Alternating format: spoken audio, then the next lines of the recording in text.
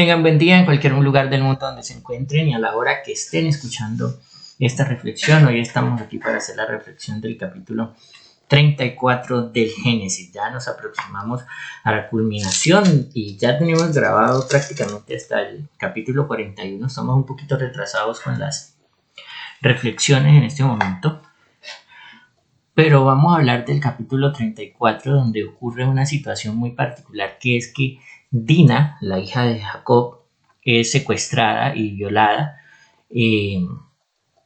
por un príncipe de la región donde se encuentran, ¿sí? Esto va a generar una especie de negociaciones entre la familia de este príncipe y la familia de Jacob, y va a generar en un compromiso donde los unos se comprometen a que se van a hacer la circuncisión y que van a intercambiar hijas para casarse. Esto termina en una matanza, en una venganza terriblemente ejecutada por los hijos de Jacob. Y nosotros podemos decir, entonces, la venganza por el secuestro y la violación es la muerte. Y aquí vamos a tratar un tema que, pues obviamente más adelante, mucho más adelante, bueno, un año por allá, cuando estemos ya estudiando los evangelios, lo vamos a ver más al detalle. Pero el punto clave acá es comprender que Jesucristo vino y nos dio unas directrices de interpretación de la ley. Porque si bien es cierto, Él dice en la montaña que no vino a cambiar la ley, ¿sí? Porque eso está claro, Él no vino a cambiar la ley, pero sí vino a enseñarnos cómo vivirla. Vemos que el acto de venganza que aquí se permite, ¿sí? Y que es lo que valida, porque para esto hay que entender un poco la historia de las instituciones en el derecho penal, que es que la venganza es la venganza de sangre, es una de las formas primitivas de manifestación de el origen del derecho, ¿no? Del derecho penal, que es vengar el daño causado.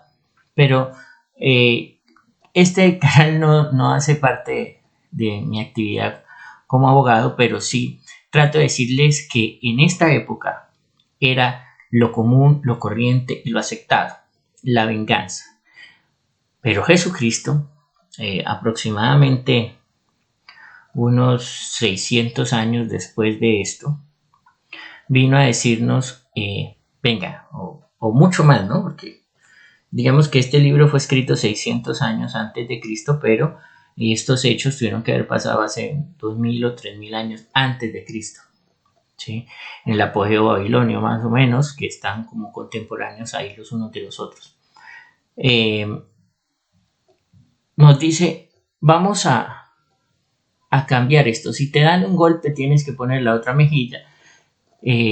Y ámense los unos a los otros como yo los he amado, y ese ámense los unos a los otros como yo los he amado equivale a hasta dar la vida por el otro, ¿sí? La venganza es de Dios.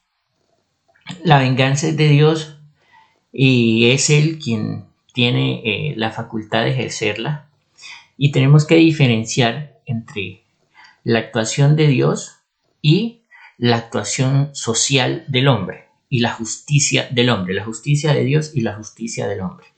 Y lo que quiero decirles es que este acto de venganza que se describe en el capítulo 34 es un acto de venganza de justicia del hombre, porque así se ejercía justicia. En esa situación y en ese estado, esa era la forma de ejercer justicia, la justicia privada. Sin embargo, en nuestro mundo actual, la justicia se entregó al Estado a través de entregarle la facultad del ius puniendi al Estado, que es la facultad que tiene el Estado de sancionar y de castigar, ¿sí? Porque una cosa es la justicia divina y otra cosa es la justicia del hombre. Entonces, como en esta época existía la justicia del hombre, era la venganza, la muerte. En nuestra época existe la justicia del hombre, que es la administración de justicia a través de las ramas del poder público. Si la justicia del hombre no funciona, pues debemos dejársela a la justicia de Dios, y que sea Dios, con su infinita sabiduría, y su gran poder quien se encargue de cobrar nuestras deudas en todo sentido. Y esa es la filosofía y la enseñanza que debemos sacar de acá. Identificar la diferencia entre la justicia del hombre y la justicia de Dios. Y que la justicia de Dios, porque en este caso siempre se asimilaba, y más en el mundo hebreo, debemos entender esa parte de la sociología del mundo hebreo, que cualquier delito que se cometiera contra el hombre y contra los creyentes en Dios, se cometía contra Dios. Y había una fusión social e ideológica entre la justicia divina y la justicia del hombre. En nuestro momento social y cultural tenemos que identificar y entender que hay una diferencia entre la justicia de Dios y la justicia del hombre. Entonces, queridos hermanos, de esta manera es que se presenta la interpretación de este capítulo. Podemos ver otras cosas, ¿no? El amor de los hermanos que lleva a la venganza, la astucia de los hermanos que lleva a la venganza y el miedo de Jacob porque han enfrentado a los vecinos y que toda la gente de esa región los va a atacar o los va a perseguir. Entonces, queridos hermanos, es acá donde vemos pues cómo la historia bíblica nos presenta dilemas a resolver con respecto a nuestro mundo actual. Y por qué cuando el pensamiento cristiano se apodera del mundo y se apodera del poder político y se apodera del poder económico y se apodera de la fuerza social principal y se convierte en la fuerza coercitiva principal en la Edad Media, vemos cómo priman este tipo de venganzas y priman este tipo de actividades que al final lo que generan es guerra. Si estos pueblos hubiesen perseguido a Jacob y la bendición de Dios no hubiese sido lo suficientemente grande y fuerte y poderosa, pues lo más posible es que al perseguirlos los acaben porque ellos eran más. O sea, va a generar la violencia, la retaliación con violencia siempre va a generar más violencia y más ataques de parte y parte. Entonces, cuando no se reacciona con violencia, sino que se acude a las instituciones en la actualidad, entonces evitamos que existan este tipo de confrontamientos y evitamos que exista la guerra y la violencia como fuerza movedora del mundo. Que existen instituciones que no garantizan la administración de justicia.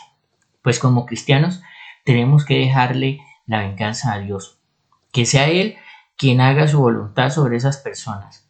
Y además tengan en cuenta que nosotros estamos acá preparándonos para un mundo después estamos haciendo un camino para llegar a otra vida.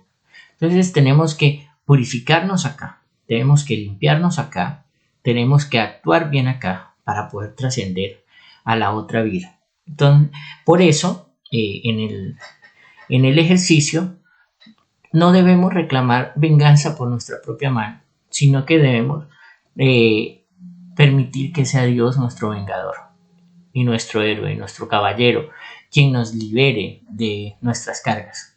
Y sé que esto no es fácil, pero hacer estos ejercicios de perdón, como les decía hace algunas reflexiones, hacer el ejercicio de perdonar a las personas que nos hicieron daño y de no estar pensando en la venganza que vamos a realizar, nosotros